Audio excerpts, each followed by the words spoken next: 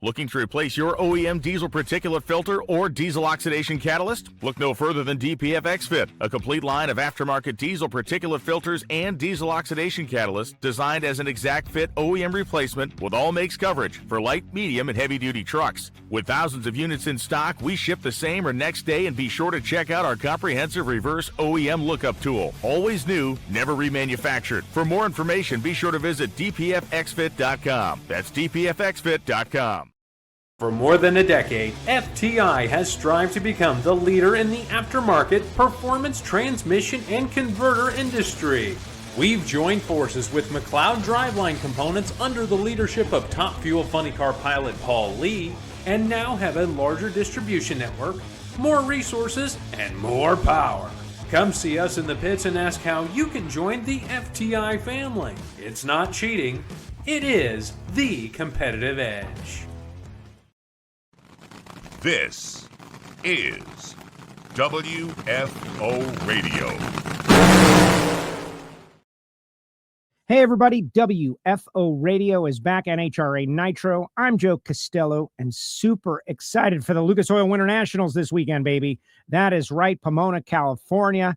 Hopefully we will get to race and it will be fun. And I will tell you, my plan as of right now is to be there. Super excited about it. Missed Gainesville, missed Arizona. Ma is in the hospital, but she's trending better. At least today, she certainly was. And so my plan is to be in Pomona, California this weekend. I'm super excited. Why don't you join us and get some tickets and be ready? On the show today, number one qualifier, first two races, won the Arizona Nationals. Brian Husen went 345 in testing, finished second in the points last year with Sean Langdon. I'm very excited to speak with Brian. Last week, we had Chris Cunningham on the show talking about the 1,000th funny car race, which is this weekend. Brian and Sean won the 1,000 Top Fuel race.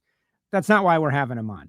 Crew chief, big numbers on the show last week. A lot of people were interested in Chris Cunningham. That's not why we're talking to Brian. We're talking to Brian because they have come out of the box very strong, and this is one of the favorites to win a championship.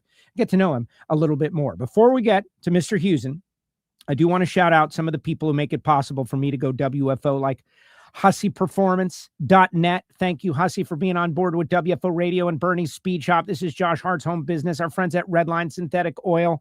Thank you guys for supporting WFO Radio. Total Seal Piston Rings, the Hidden Horsepower Podcast. So much stuff from PRI out there. Larice Motorsports Insurance. A lot of you reached out to me about Holden Larice last week. He did a great job on the show. You heard about Jesse, of course, and FTI. We'll talk about them all later. Going to talk a little bit about some of the pro stock moments on Drag Race Bracket Bonanza. I've got a really cool heirloom piece of history here that I will share and show with you later. But right now, let's bring on the guest of honor. For those of you that like the technical side, I think you're going to love this interview, Mr. Brian Husen. What's up, Brian? How are you?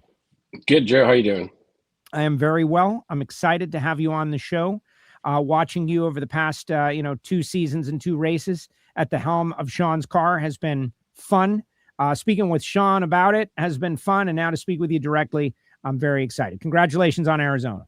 Thank you. I appreciate it. So let's start at the beginning. You got a fast hot rod. You finished second last year. Kalitta Motorsports 1-2.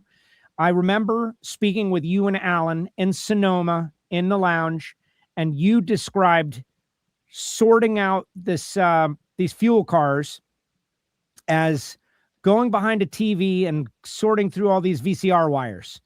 An old reference, the young people don't know about it, and that it just takes time. And this is connected to that, and that's connected to this, and these two things affect each other, and you got to get rid of it. And boy, did things come together well once you got it all sorted out.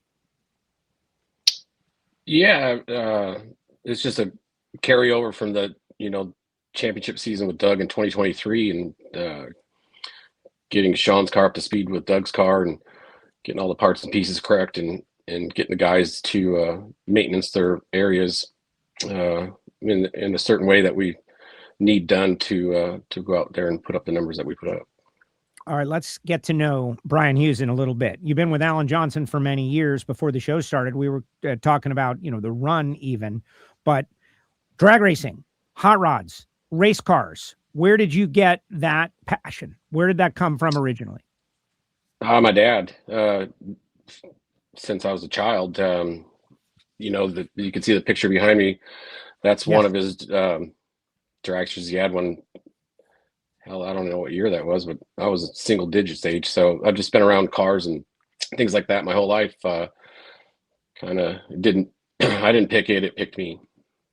That is great. And getting together with Alan Johnson, he has talked a lot about you just coming up, and there was a lot of, stepping out of the shadow discussion when you got the crew chiefing job, but you seemed to relish the opportunity to learn as much as is possible. How did you two get hooked up, and talk a little bit about that journey with Alan?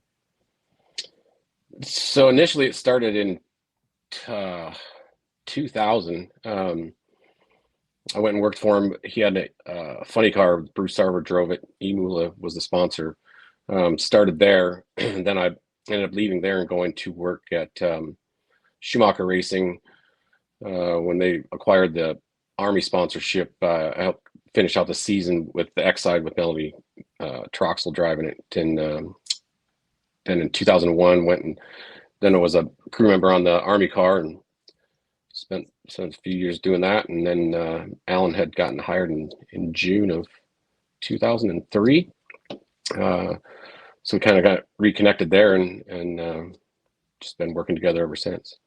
So you're like, I guess you're 50 now, 50-ish approximately. 52. So 52. So you're in your mid 20s and you're out on tour and you having incredible experiences. You got to be part of the run, all of that. Because we need young men like yourself to fill that role. I'm hearing 100%. that's one of the hardest things right now, right? Is to find good quality crew guys that get it, that want to live the life. That's you. You've made it. What do you get? What did you gain from that experience? I was young, so back then it was more of working on a race car and going state to state and town to town and having fun and checking it all out. Didn't really, it wasn't like a mindset of mine that I have to pay attention and do good work and all that. I just did what came natural to me, and it just all kind of worked out. Obviously I was young and made some mistakes at points and got straightened out a few times and learned my lessons and got the chance to work with a lot of great people. And they kind of taught me the right and wrong ways to be successful out here. And then it was up to me to put that into motion, and it just all worked out. Was there a point where maybe became conscious of the situation that, like, man, I'm here with one of the greatest of all time, and I get to learn from this guy, and he, I'm working so close with Alan Johnson as, his reputation continued to grow. You were there for so much of it. Was there a moment where you kind of realized, like, man, this is a big freaking deal? I don't know if I ever really came across I don't think I felt or thought to myself like, man, this is a great opportunity to work with Alan, because back then he wasn't the greatest yet, so obviously he's very good at what he did and very smart and intelligent, and that was plenty aware. But early in the Army days, we had a small laptop back in the clutch area, and at the end of the days, Fridays and Saturdays and Sundays and weekends or whatever it was, we had access to the runs, and we didn't know what the hell we were looking at for the most part. Me and Jason McCulloch and good guy Roger Whitworth, we were curious and eager, and we'd sit back there drinking a beer and looking at all the stuff, and Alan would come into the track the next morning and we'd have all kinds of questions, what about this? And what does this mean? And what does that mean? And, we didn't bombard them, but that's kind of how we learned. When you're a crew guy, you spend the majority of your time out there working on the car. So the times that you do get to look at the computer and look at the runs, you're not necessarily around the crew chief to be able to ask direct questions. So you got to kind of look at it and make your own synopsis and then ask questions when you get the opportunity. That is awesome to think about. Excuse me. The quest for knowledge, so into it, want to know every detail. And the ride has been pretty wild. You've won a lot of championships. You've seen now accepted as the greatest. certainly in Top Fuel. I think that's fair to say. Mount Rushmore crew chief. You've seen him in some big moments. When I had Sean on last year, we talked about those like go into the box kind of moments, thinking about it and making that final call. I noticed that with you a couple of times, like that there's a gut feeling at some level. And I notice a lot of similarities, kind of like with head coaches. What would you say about that? How your style has been maybe some of what he is, but made your own. Yeah, I don't know if it's really a style. It's just how we run our cars, and we have the ability to make some changes right up to the moment of shit, even after the burnout. You're backing the car up, and you're still going through your mind, all the different scenarios that are in front of you, and how aggressive you want to be, and you might swing one way when you start the car, and by the time the thing gets back from the burnout, you've thought it through some more and changed your mind or whatever it is. So,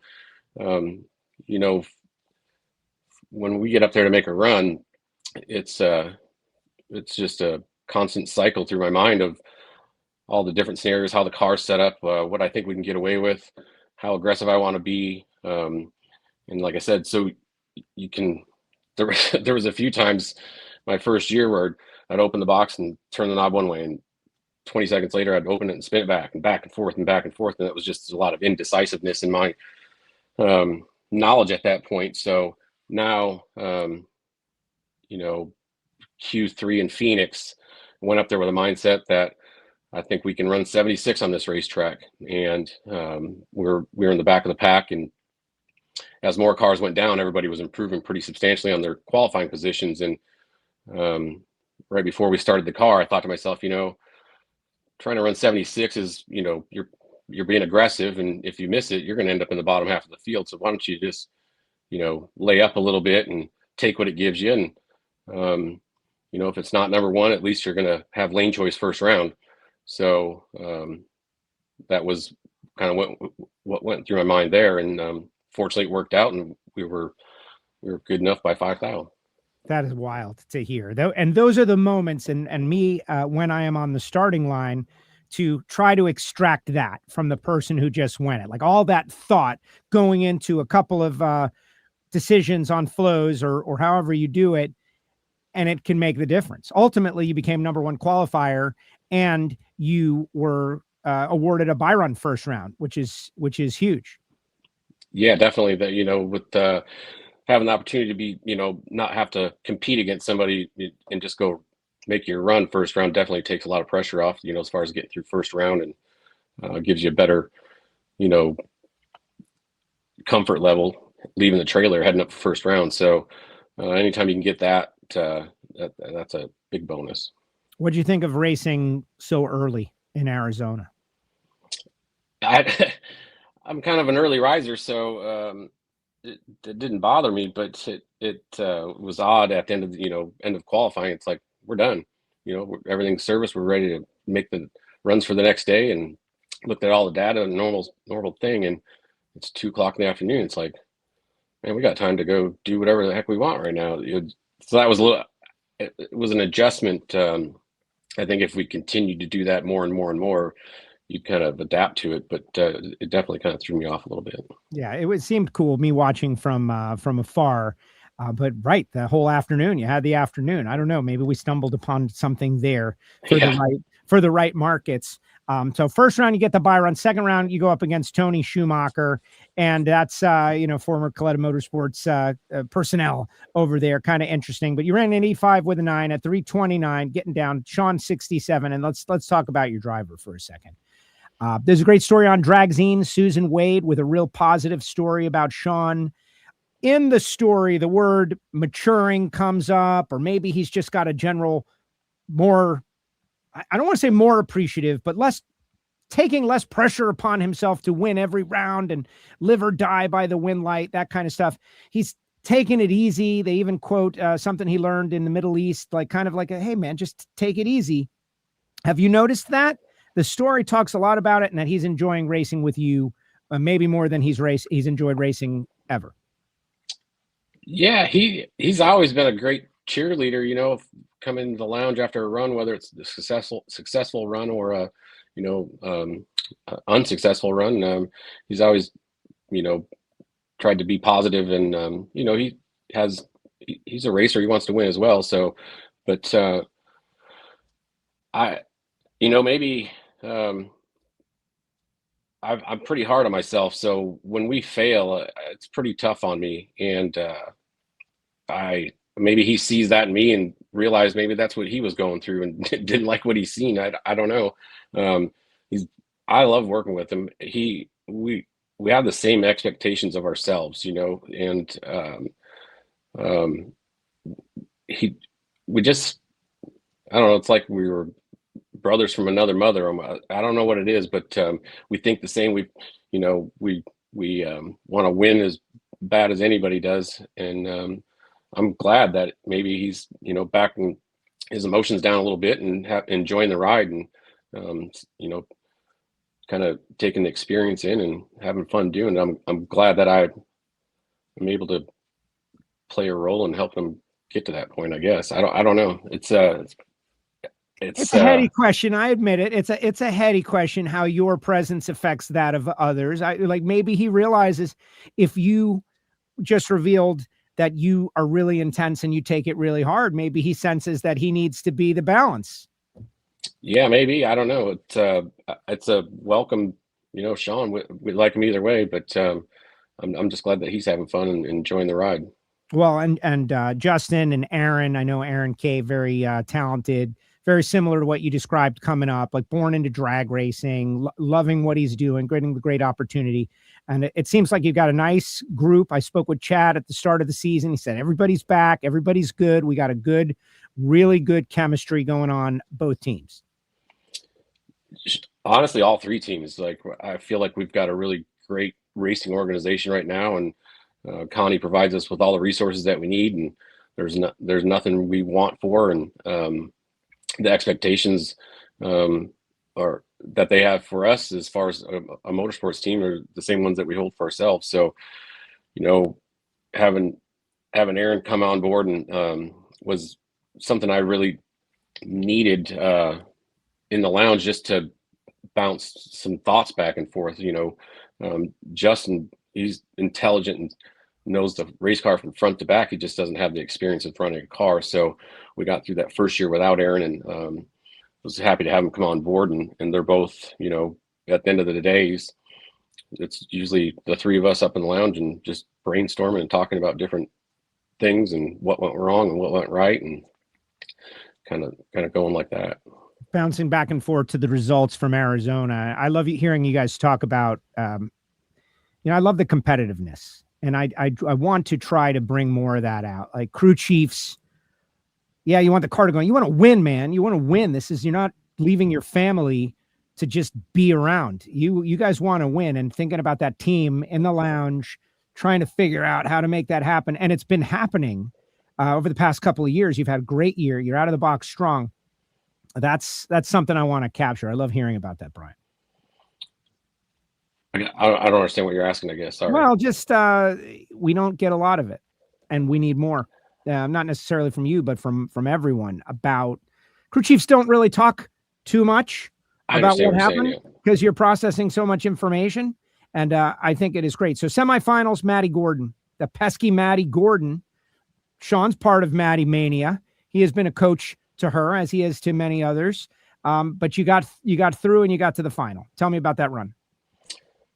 Yeah, so obviously missed Q1. We had a safety malfunction, and then from there we made some decent runs, but wasn't running on 8 cylinders every run. And it trying to get the fuel systems straightened out, and when the track was good, it would run on 8 cylinders, but then when I had to slip it down there, I wasn't getting enough fuel out of it. And by the semifinals, I'd finally reached the point of the proper amount of fuel, and it ran on 8 cylinders, and it spun for the first time that weekend. And we were fortunate to get through that round. On Q4, we broke a bunch of clutch levers, and throwout bearing locked up and damaged the entire clutch. So going into the first round Sunday morning, we had to put a whole brand new setup in there, and stall springs something that we control. We use it's for the starting line area basically, and we had to put a new set of springs in, and lesson was learned there. For the last 2.5 years, I've ran the same set of springs, and they soften up and over time, and put new springs in, and that basically is like taking primary off when the springs are stiffer. And so I was pretty shocked to get through first round and see the scoreboard light up with a 83 when I figured it was going to run 77 or 78. And so it was kind of the rest of Sunday was a small challenge, just kind of knowing that the car wasn't going to 60 foot as good as it needed to, and hoping that wouldn't affect the overall result of the run, because if you're not going X amount of miles per hour at a certain point in the racetrack when the clutch is coming out of it, you can spin the tires if you're not going fast enough. So got through the semis, ran it on 8 cylinders finally, and was a little slow early like I had been all day, but managed to get the win, and we were pretty lucky there. Going to the final. Well, so many systems, 12,000 horsepower. It's insane that they go down the track at all. Look at this. Juwan is out there. Proud of you, big bro. Congratulations on Phoenix. Thanks, Juwan. Juwan, please put in the chat a private story about Brian that will make him keep it PG. A PG private story, a topic to bring up to ask him about. Juwan. I got some dirt on him, so he better be careful. Yeah, like I said, PG stuff. All right, final round. Leah's on the other side of the racetrack. That whole Tony Stewart team, they're back. She's back. She's had great success in Arizona, but so has Sean. 3 in a row. That's crazy. Tell me about prepping for the final round, and obviously the result, a great one for you and the team. Yeah, so for the final, going back to the semis, the first time for the weekend, it had spun the tires, and if I didn't do something about that, I was going to definitely spin the tires again, but hadn't been faced with that scenario yet. So was going through my mind for 45 minutes or whatever it was in the lounge, trying to come up with a plan of how to address that. And Alan had stopped by, and between a short conversation that him and I had, we just were brainstorming ideas back and forth and how to prepare for the final, and kind of landed on something that I wouldn't have gotten there had he not been afforded the time to come over and talk to me. So just knew basically, like, spinning the tires, you're going to lose. So the goal is just do not spin the tires, and the outcome will be whatever it is. If we get beat, then we get beat, but we're not going to spin the damn tires. And just what I learned last year, my first year tuning a car, I was just trying not to make any mistakes and go up and down the racetrack, and that turned out okay. Won a few races, but going into the second year, and I wanted to be more aggressive, and then we started spinning the tires a lot. So I feel like I'm in a mindset of a happy medium where I want to be aggressive, but I want to be a little more cautiously aggressive, and just a little bit smarter racer now than I was a year ago or 2 years ago. And like going back to the Q3 run, where having the mindset to lay up a little bit and just take what it gives you. Last year out, I said, screw that. We're sticking to the game plan. And I learned my lessons those ways. So in the final, it was a matter of just don't spin the tires and take what it gives you. And with challenging conditions like that, the results usually work out okay. And turns out, even when I think I'm slowing the thing down, we still have a pretty fast race car. That's it. Well, exactly right. That is incredible to hear you talk about that process. Where do you think you are in your learning curve as a crew chief? Clearly, you're somewhere that you can finish in the top 2 in points, but do you still feel at the beginning of the learning curve? Or are you starting? Sounds like you're starting to settle in with that confidence.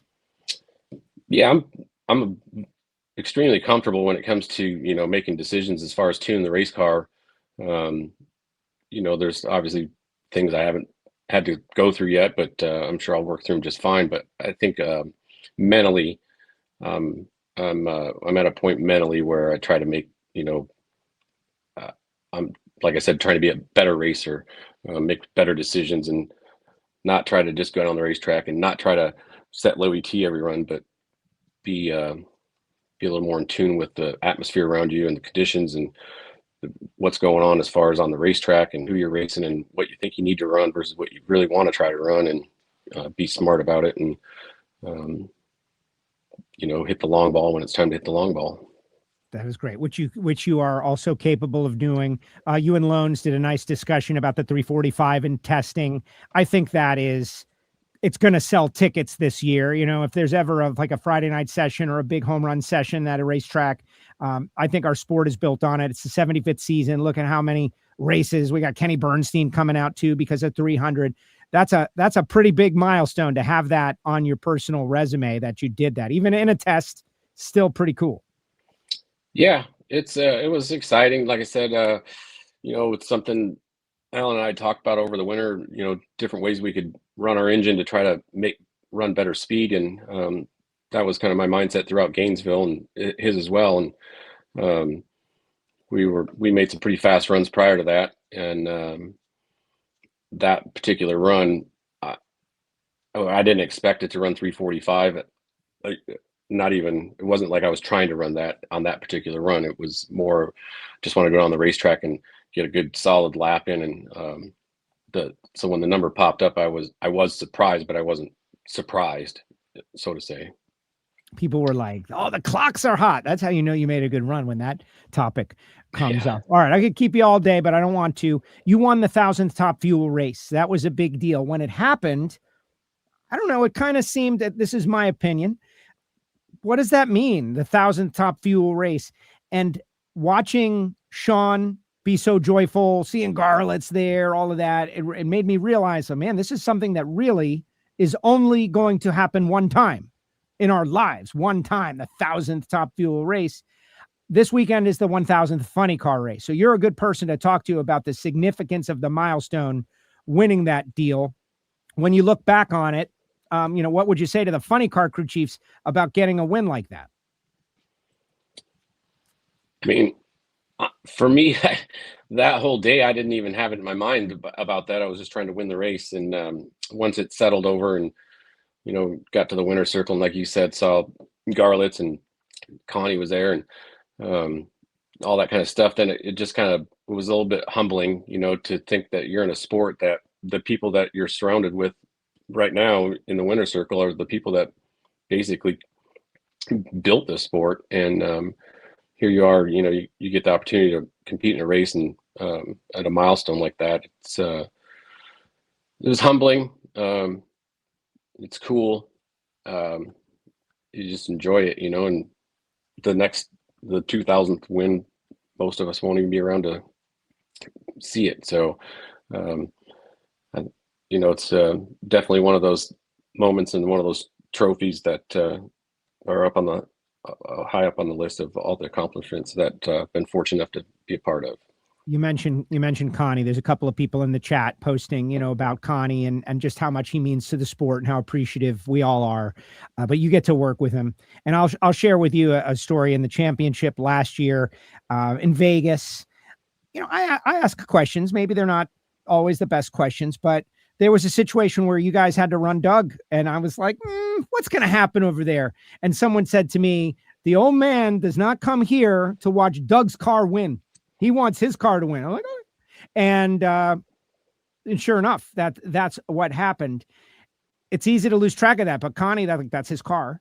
And you are the avatar for what he's, his expenditure, his investment in the sport, winning for him, being so close to Connie Kalitta now.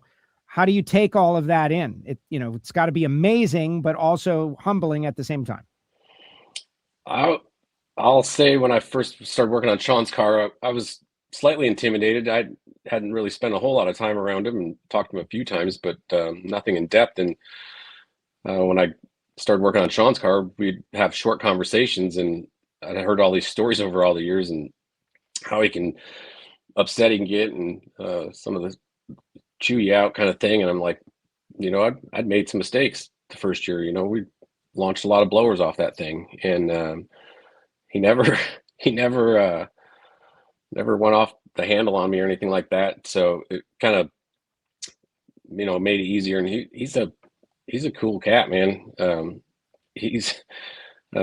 We blew up in 2024 one time, and somebody come and asked me to go over to his trailer. So I walk over there and he's, what the hell's going on? And I said, man, I just I screwed up. I had the fuel system too lean and, kicked the rods out of it and blew the blower off.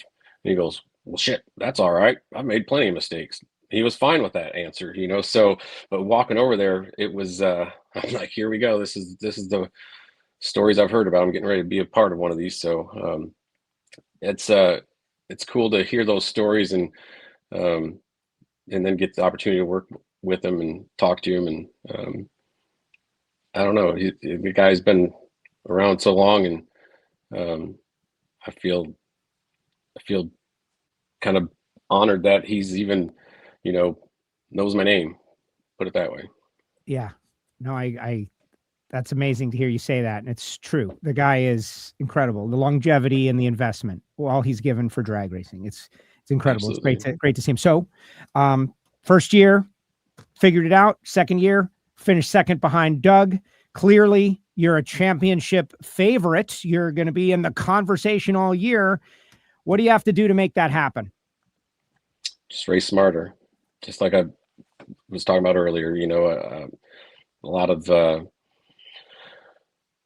the failures we had last year were directly falling on my shoulders from, like I said, if I went up there thinking we could run 76, I'm not backing down. I'm going to run 76, and didn't work out that way all the time. And there was times where it did work out, but reflecting back on those times like that, Alan taught me years ago, at the end of every season, you need to evaluate your season, look at your where you're good and where you're bad and what you need to do to improve. And that's what I've been doing for the last couple of years. And 24 I felt like I'd going up and down the racetrack and won some races. And so 25, I wanted to be more aggressive and got too far on that side of it. So I think the pendulum's in the middle this year.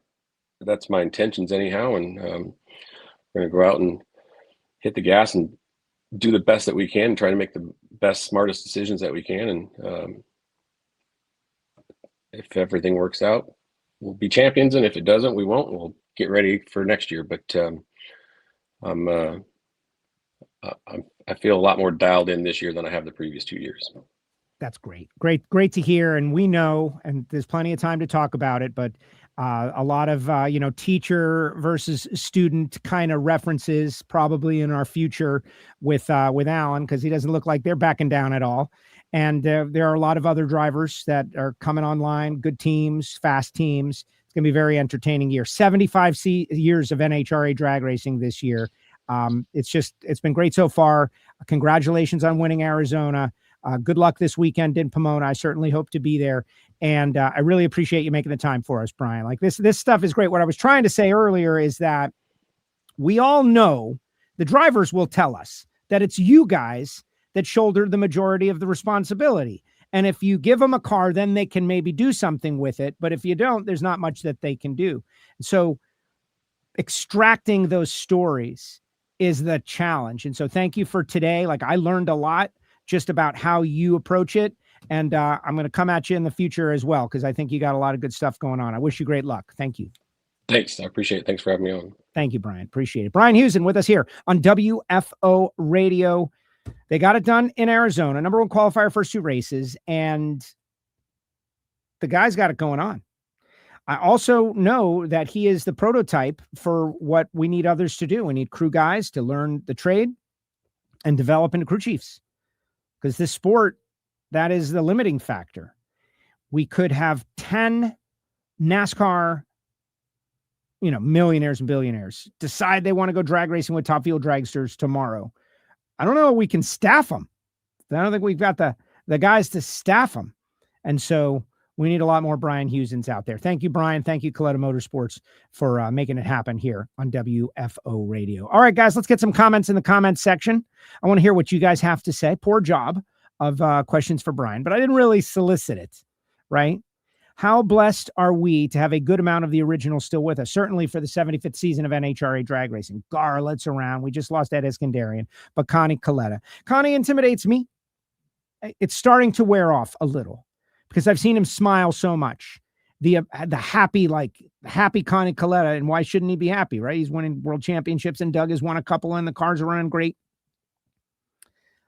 But those stories about Connie, like, oh man, I want to get this right. I want to do a good job. just being involved in NHRA drag racing. All right, when we come back, we'll take some of your comments, your thoughts about the 1,000 Funny Car Race, about Lucas Oil Winternationals in Pomona. I've got a couple of things I want to talk about. The Drag Race Bracket Bonanza, our league, the Drag Race Bracket Bonanza League on WFO Radio. If you have not joined, I recommend you do it. Drag Racing Billy is leading the league. Drag Racing Billy and Super Street 5345 is second. Micah is third. As I understand it, the Drag Race Bracket Bonanza WFO Radio League. This is what Bobby Graham gave us on the Ignition show last night. Maybe I wrote it down wrong. But if you're not in the Drag Race Bracket Bonanza WFO League, you're making a big mistake. It's a lot of fun. Please join us there. A couple of things. WFO is available on PowerTube TV. If you haven't downloaded the PowerTube TV app on Roku or Apple, you should do so. It's just that simple. It's really great stuff. I want to thank our friends at HusseyPerformance.net. David Allen and the team. Quality copper gaskets, of course, but also composite gaskets, oil pan gaskets, valve cover gaskets. They do a lot with the alcohol ranks and some in the nitro ranks. But Project Pontiac's got HusseyPerformance.net gaskets on board as well. All made in America, sourced in America. Very important stuff. Go to HusseyPerformance.net to find out more, and they usually can get them out sometimes same day. Think about that. Last week on the show, we had Holden Larice. That's a great interview. Holden was awesome. You know, this guy's not doing interviews all the time, fresh off the Larice Motorsports Cajun Nationals down there, the Cajun Sports Nationals. But we talked about some of the exemptions that people who have insurance for their race cars don't even know is buried deep in their policy. And that's all we're trying to educate you about here on WFO. Insurance, right? You don't need it until you do. Sad. But the day you need it, you're going to wish you had it. If you don't have it, it's going to be a catastrophe. But if you do have a policy, make sure that you are covered on the return road, in the staging lanes, if you've got race fuel, if the car's on the lift. These are all things that you may not have, and you can call Larice Motorsports Insurance or go to the website to find out more information. When we come back, we're going to take your comments, your thoughts. I'm going to share a couple things about the greatest moments in pro stock. And I've got this piece of NHRA history that I just dug out of my dad's garage, which I think is kind of interesting. We'll check it out after this. Redline Oil, formulated to win, proven by me. Redline Oil, formulated to win. Formulated to win. Formulated to win, proven by me.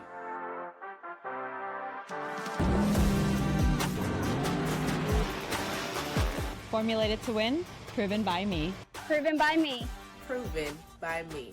Redline Oil, formulated to win, proven by me.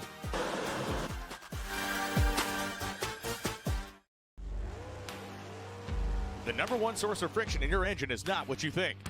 Piston rings rubbing against the cylinder walls generate more friction than any other part of the engine. More friction and temperature means more wear and less horsepower. Fortunately, the team at Total Seal knows how to reduce friction and wear through innovative piston ring design. If it takes a piston, Total Seal can build a better ring.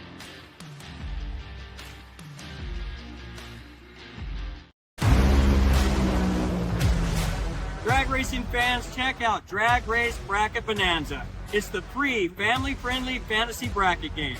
Now, after final qualifying at every national event, you can fill out your bracket for all the pro classes. It's free, easy to click on your picks. If you need some help, just hit the randomizer button to fill in the blanks. It's for fun, stay engaged, and pick your winners today.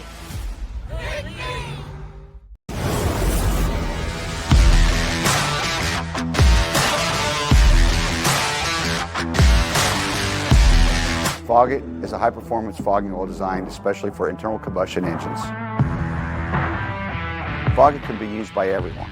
If you have a lawnmower, a jet ski, a motorcycle, a tractor, a high-performance car, a classic car, racing vehicles, if it has a cylinder wall, it needs Foggit.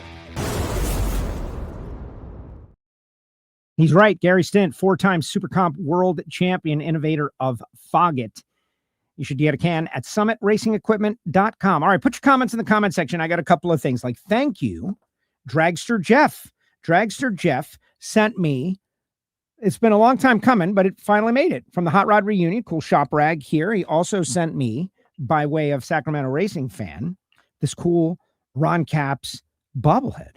So thank you very much. As much as I try to have cool collectibles go out the door, there's more coming in, which is fine. Our Patreon giveaway for the John Force artwork went great. And now we've already started on our next giveaway. Now, I don't even know what the giveaway is going to be. Maybe it's going to be this cool Winston divisional champion hat. Maybe it could be that, or, who knows? Maybe it'll be one of these amazing Denzo Matt Smith bobbleheads. Who knows? But the Patreons, we've just started doing giveaway after giveaway after giveaway for our Patreon listener club. I want them to feel like they're getting something special by being involved in the WFO universe. Don't forget, the guys from Life's a Drag will be on 12 noon Eastern time. Elon and Jason. Will Jason be there this week? I don't know.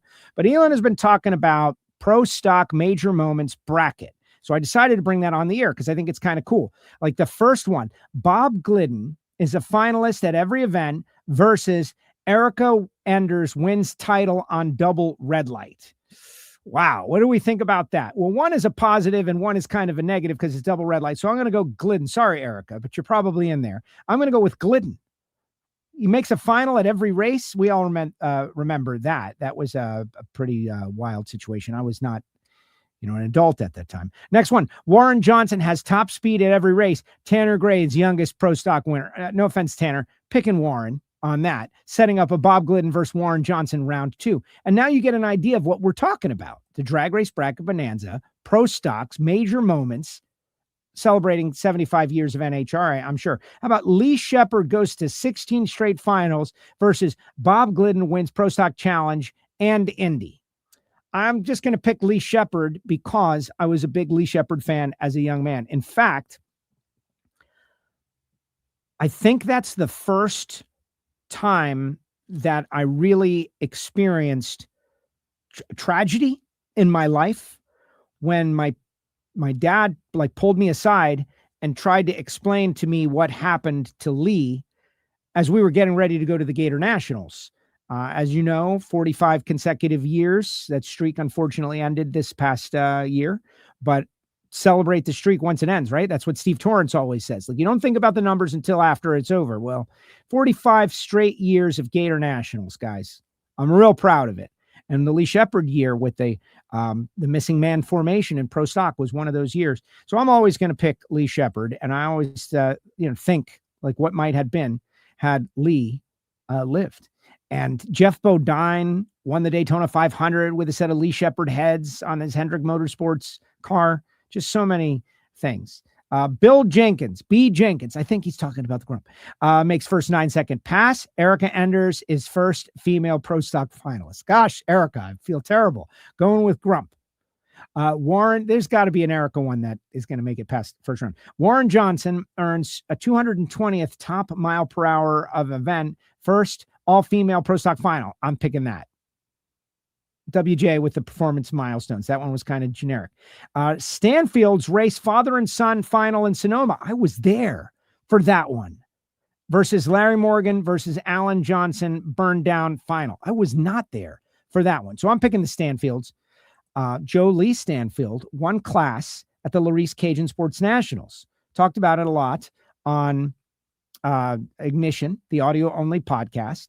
And way to go, Joe Lee. Sorry, Aaron. We were all rooting for Greg. Greg Anderson becomes winningest pro stock driver. Camry Caruso earns a second female pro stock win. This was a very tough one, guys, but I'm going with Greg. Don Nicholson wins championship at 50. Bob Glidden has 5 straight Columbus wins. Wow. Don Nicholson, I'll go with that. And you can continue on. There's a lot of it. I'm not going to do the whole thing on the air, but I recommend you go to Drag Race Bracket Bonanza, join the WFO Radio League. WFO Radio is the code to get in the league, and join us and be a part of it. All right, let's see what everyone else has to say before we go to this bit of history, which is a total freestyle bit. I don't know how it's going to go. It could be terrible, but let's see. This guy deserves a punch in the stomach. Randy, punch in the stomach. I don't care if it's in the forecast or not, but you like vocalizing it. You're speaking it into existence here. What are you doing? Why? Why would you say such a thing? Why would you put that evil on us, Ricky Bobby? Don't do it, Randy. Keith talks about Eric Medlin and Darrell Russell being multiple world champions. Certainly. Joe, Austin Prock finally getting out of round one, or same story again. You know, I love that Nighthawk is on this. I think they're going to get out in round one. I think that the story goes that they didn't get a lot of the parts and pieces that they ordered, the Procks. Same situation with Brian and crew members and crew chiefs and the human, assets, right? The people who do the work. Drag racing could grow tomorrow. Elon Musk could say, I'm going to support 5 new teams. And if we don't have the staff to race them, we're in trouble. Well, the same is true for the parts. If you are waiting on superchargers or waiting on clutch fingers or waiting on whatever discs, you can't race. And so from what I have read with the Prock family and what I know, and Bobby Bennett had a good story with Austin, and that they are ordering the things that they know are going to work and be faster and maybe be next gen fast. And it hadn't all arrived. And even right before Arizona, a lot of stuff showing up on Friday night. Well, what are you going to do? You're going to get ready for Pomona. And so I expect this, and I'll look for some backup, assuming I get out there, and I'm leaving that open. But this is one of the stories I'm going to follow up. Like, where are we, Prock family? You got what you need? Is this race one of the new Prock setup with Tasca? I think it is. Yeah, a lot of people mentioning the R word. Guys, stop, please. Keith says, join WFO and Patreon, as well as buy WFO merch. This guy's great. You're right, Keith. They should all buy WFO merch. A win for Spencer Hyde this weekend. That would be kind of fun. Joe, all the talk last year with all new drivers and cars, and we still only have 14 entries. I think it was 15 when I checked earlier today. Going out west, you know, most of your top fuel cars are in the center of the country. Some people got a beef with California. I'm okay with it. Like, this is a story that I've personally evolved beyond. It is what it is. First round, number one qualifier, earns a buy run. Okay. But then round two is, like there are people who celebrate 8-car fields. So let's celebrate our round 2 8-car field, and then we'll have a bonus round 1 with 7 more. I don't know. I'm a glasses half full kind of guy. I would love for there to be 16 top fuel cars. We got full fields everywhere else. We got 15. It is what it is. It wouldn't slow me down in a second. Erica and Jason, one of the best moments for the title, says Mr. Ant Dog. Yeah, but they both went red. Except Erica didn't, because Jason went red first. If you're Jason Line, do you wake up in the middle of the night thinking about that? I think I do. I think I would. Like, that's one that's kind of hard to shake off. Erica, though, the round before, remember, she was trip, zip against Jonathan Gray. The greatest countdown performance by any single driver has to be Steve Torrance's perfect countdown, because they won every round. But if you were to go back, and I'm using the word anecdotally a lot because I haven't gone back and studied every round. But if you went back and you studied every round win, I think that's peak Erica Enders that year. She rose to the occasion every time she needed to. She had double O lights and whole shot wins and won the championship. It was amazing. That's something that, like I was speaking with Brian a little bit, like we're always focused on the next thing because it's coming up quick, the next class, the next race, the next driver. But a little deep dive into that championship with Erica and some focus on the big moments of that championship. There were so many. It was a huge deal for Erica Enders and really cemented her, that got her on the board, but as one of the great reactors in the sport. Look, there's Blake. Joe, I have an idea for the NHRA mobile game. Tell me what you think. NHRA Championship Drag Racing bragging rights. Very interesting, Blake. Right, let's see. Next up, Grubby Pete, please. So we have, Loans has done a lot of great things with the crew chiefs. I have had crew chiefs the past couple of weeks, slightly accidentally, but I'm loving it. Even though Brian didn't understand what I was saying in one of the questions, but you gotta dig in there, man. I'm not, I got no shame here. I would love to have Grubnick on. Grubnick, I don't know that he's into that kind of stuff. Media. Come on, Force guys. Let's guilt Grubby into coming on WFO. How about we do it? Great hearing from crew chiefs. Morning from NoCal. There we go. All right, so let's delve into this. Okay, book it. Matt Hagan, #1 qualifier at Pomona. Got it. What is this? I've unmuted my television. So I'm going to Pomona as of now. I have not yet canceled my flight. Mom is still in the hospital 40 days. Today is day 40. But at some point, I have to continue on.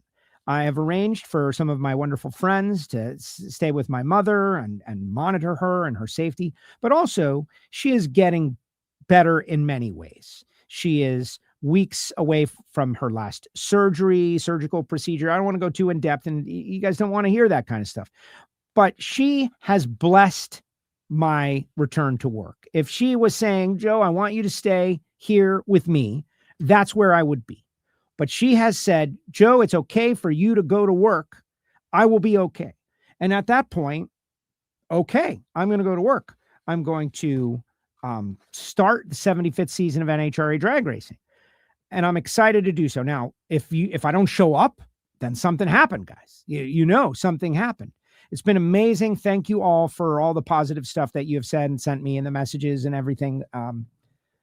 It's humbling. It's humbling. But it's my personal deal, and it's my last living parent, and there is no choice. There's no choice. Like I chose to stay with my mom. No, but now that she has said, Joe, I feel like I'm well enough that you can go, and also you staying here isn't going to help me get any better either. Maybe I'm annoying her. Maybe all the you got to do this cheerleading is, and she wants me out of her life. That's possible too. Don't matter. But what I've been doing is kind of going through my mom and dad's house, adjusting some things, cleaning some things, throwing some things away, as you can imagine, preparing for her return. You all been there at some point. So I found this. NHRA Drag Racing sent to me when I lived there, so a long time ago. What is it?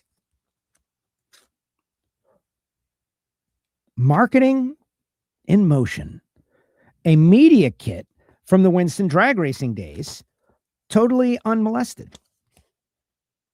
Services of the National Hot Rod Association, Frank Bradley and Jim Head on the cover. Just that.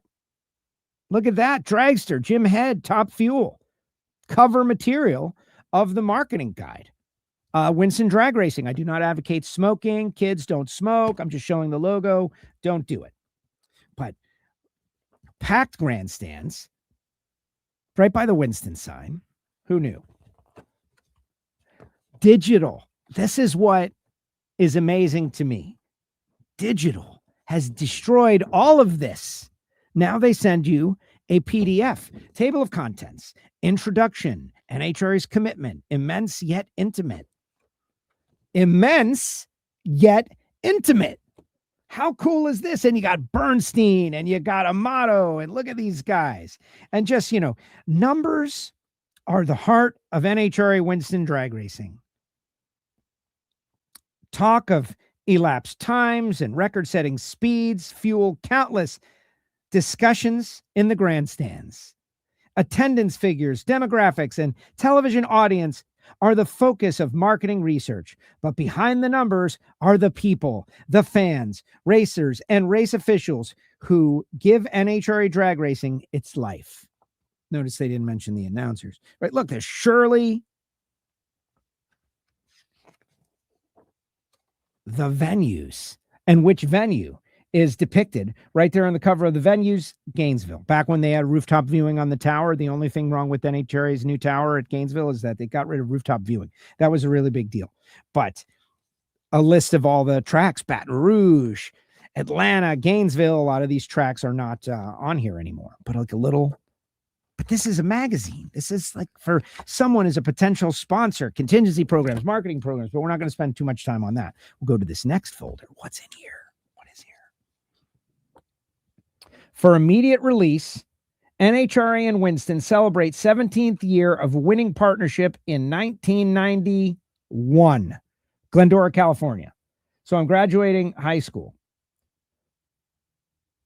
The NHRA Winston Drag Racing National Tour, which celebrates its 17th season of a winning partnership between the National Hot Rod Association and R.J. Reynolds Tobacco Company in 1991, will feature $1,041,600 points fund, marking its fourth consecutive season that the fund eclipsed the $1 million plateau. And it's, was this typed? This is typed, guys. This is typed on a typewriter. Think about it. Nice little photograph. The U.S. Nationals. Oh, Old Indy. Look at that. Old Indy, Old Tower. This is starting to look like it might have to be one of our Patreon giveaways. The big picture. The big picture. Another folder. So NHRA is saving a lot of money not sending these things out. Just saying. Our digital world that we all live in, excuse me. Our digital world we all live in is so much easier.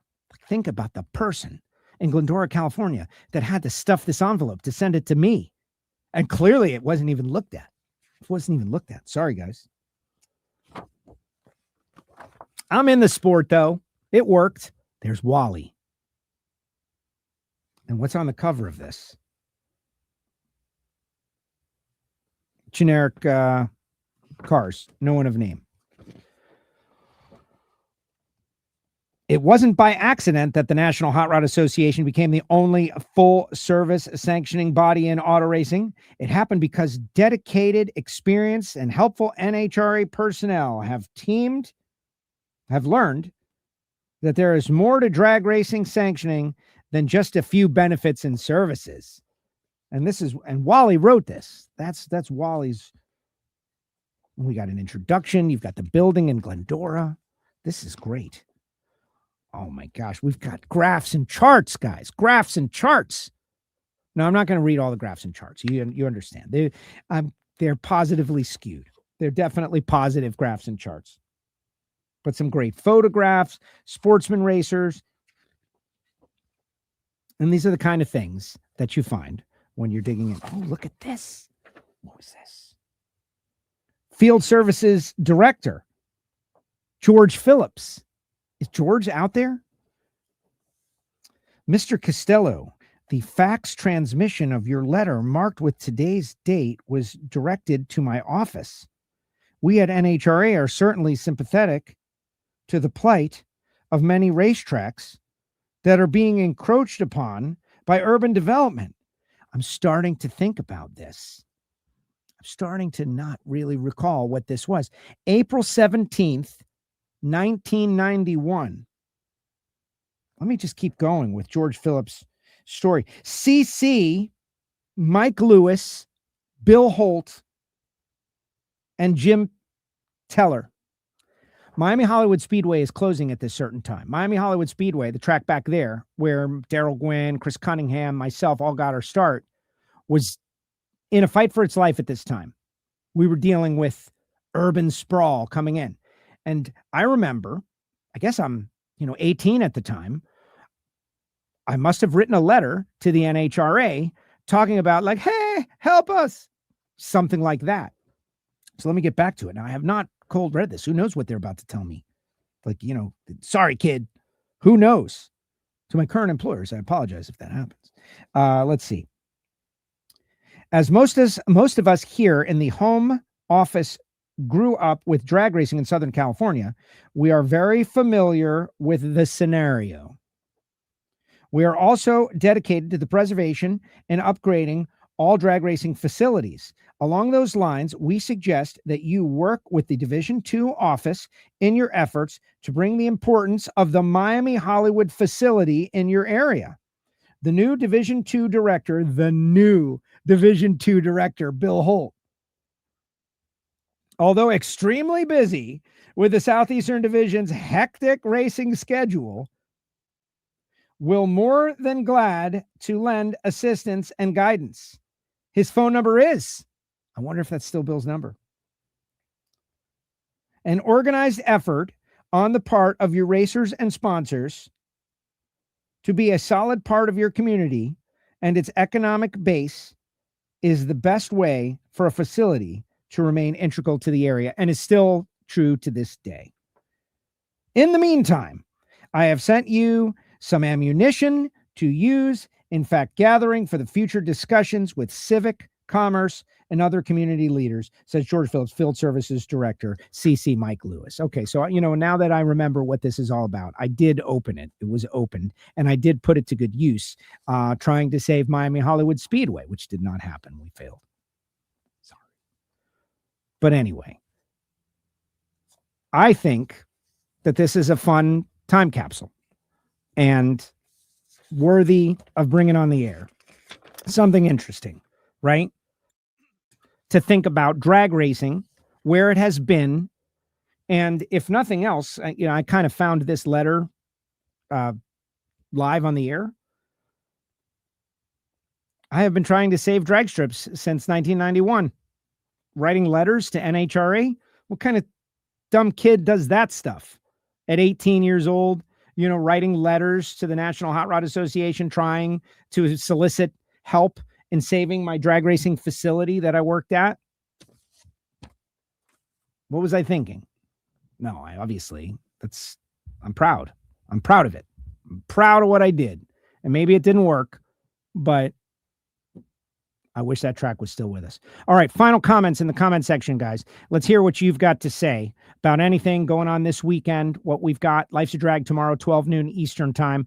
Do want to mention our great friend, Marvin Rodak, Rodak'sCoffeeandGrills.com. Hot sauce, spice rub, everything good. This coffee, oh my gosh, it is so good. If you love coffee, you got to try a little Rodak's. 817-924-6821. Call Marvin Rodak. And Frank Hawley's Drag Racing School. Oh, yeah, man. Drags for Adventure, still pushing Frank Hawley and Lana and driving a dragster. Why wouldn't you have that experience? Drive a dragster at Frank Hawley's Drag Racing School. And our great friends at Bernie Speed Shop, BURNYZZ. This is Josh Hart and the family. I know a lot of those guys listen to WFO Radio. And guys, I am inching forward on the Send Dad's GTO to Bernie's project. Obviously, everything that's going on around here has slowed the project. But they buy and sell on consignment. They sell cars of consequence. They've got a great showroom. I heard that the Fan Fest was amazing, and I only wish I could have been there. But if you're a WFO listener and you want to know more about Bernie's, they've got great social media. They got a great website. You can check out all their inventory. And who knows, maybe you'll end up buying something. Appreciate them greatly. Redline Synthetic Oil, certainly.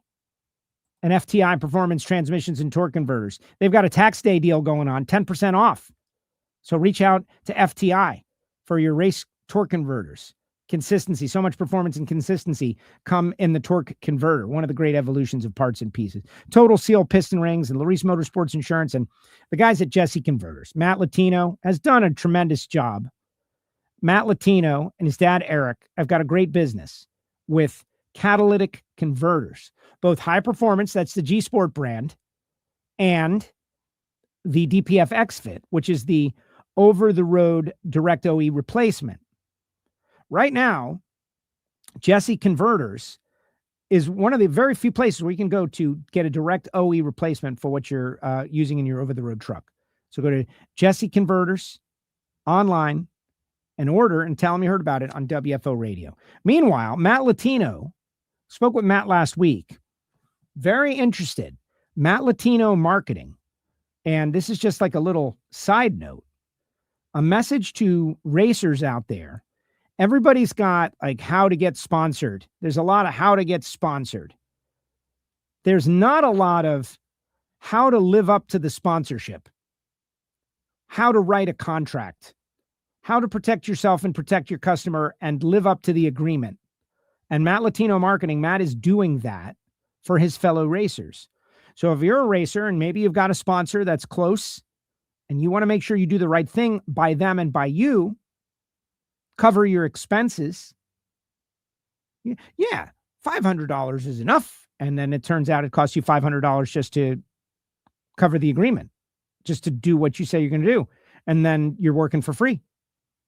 Matt Latino Marketing thought that was kind of a cool deal for Matt Latino to do. All right, let's see if we got any comments in the comment section. Get on out of here and then start preparing to go to Pomona. Let's see. Great to hear you missed, hear you again, missed you, but I get it. Great show. Grubby would be sweet. I think Grubnick would be sweet, or maybe it wouldn't. Maybe we'd be speaking two different languages. The guy is clearly operating on a different processing. You know, he's Linux and I'm Windows, but it would be interesting to try. Hello from Louisiana. Great show. Going to go in the shop, turn on some drag racing and work on a bike I'm doing for this kid. Way to go, Ant Dog. Thank you very much. You really think IHRA about to buy NHRA? No, I don't think that. I don't think that. But if you want to put that on your list of predictions, Nighthawk, I think that would be fun. Let's see. Joe, I would like you to have Erica Enders on to preview the NHRA Norwalk race in a couple of months, please. That's an early order.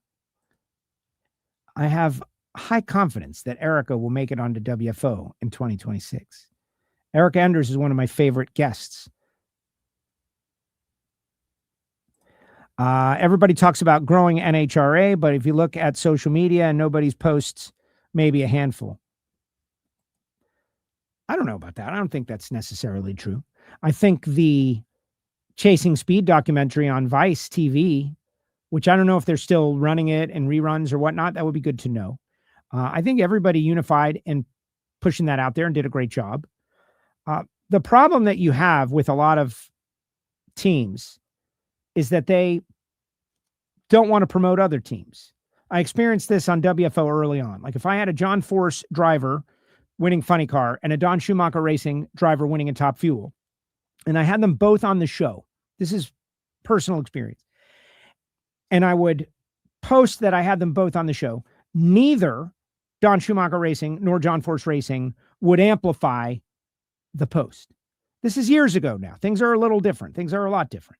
But years ago, when WFO first started, neither would amplify the post. And so I eventually was in position where I could ask, like, what was that? And it was like, well, we don't want to promote Don Schumacher Racing or John Force Racing from the other side. And then the comment would be like, well, so you're willing to not promote your own interview to avoid promoting the other one? And the answer was pretty much yes. Yeah, that's the way it goes. NHRA social media does a great job. It's just that simple. If you're not following NHRA's social media, then you're missing out on a lot of great stuff, whether it be Lucas Oil Series sportsman action, bits like In the Lanes, like I would love to do In the Lanes or Attention to Pits, things that I'm directly connected to, things that Galvin is doing, things that Courtney is doing, that Hometown Homies deal. That's a great bit. Spending long form time with whoever the person is from that region. You know, Daryl Gwynn was my hometown homie. We knew him. He had fans. Hundreds of fans would go from Miami to the Gator Nationals because they had a Top Fuel team in our hometown. It's important for people to know who their hometown racer is. So I think that was great. So you should follow NHRA's social media.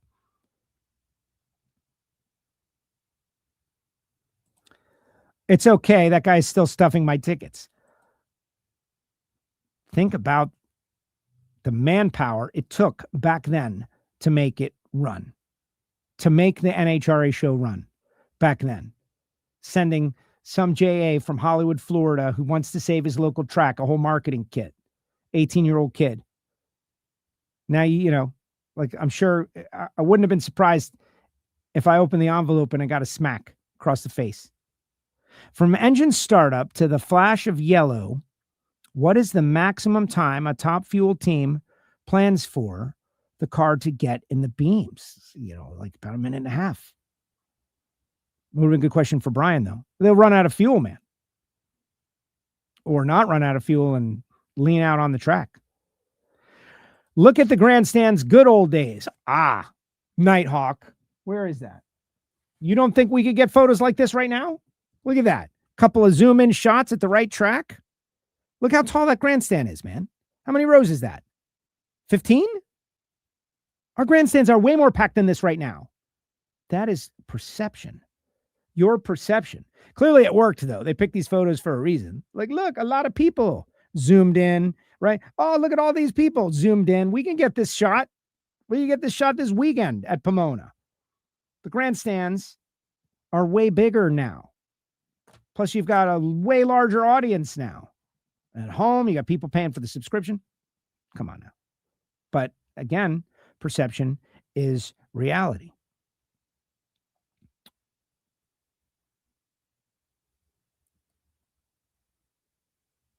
Hire PR reps. We got a great PR team. We used to have the Candies and Hughes dragster, right?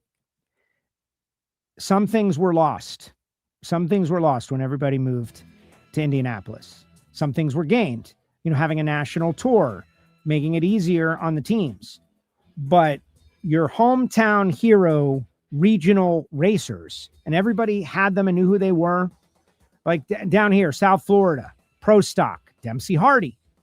And everybody here, you talk to the old timers, they all got a Dempsey Hardy story because they would go by the shop and they would hear about drag racing and they would go on the tour.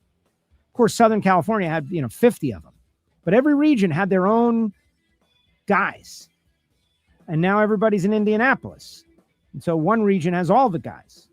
And that is a little tougher on the promotion of the sport. But that's evolution.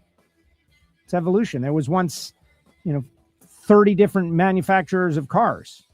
Now there are less. It's just the way it goes. Pomona used to be packed on both sides. What changed, Joe? Well, what changed? There's a hell of a lot more to do. Being at home is a hell of a lot more comfortable. Watching sports from home at all is a lot more possible.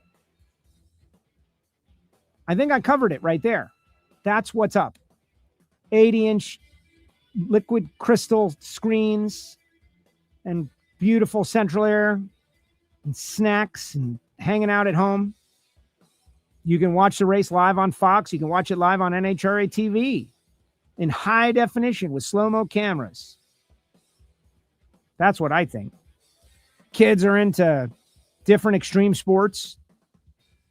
Everybody's gone through it. I'm proud of the crowds we get. Those are big crowds.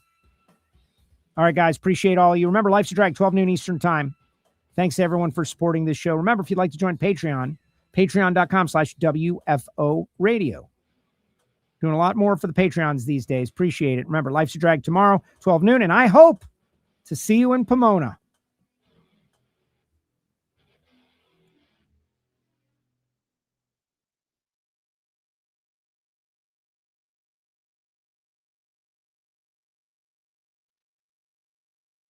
Like this show? Want more? Then head to WatchPTTV.com, the new 100% free PowerTube TV streaming network. Home of the best classic and new motorsports racing and build shows on the web.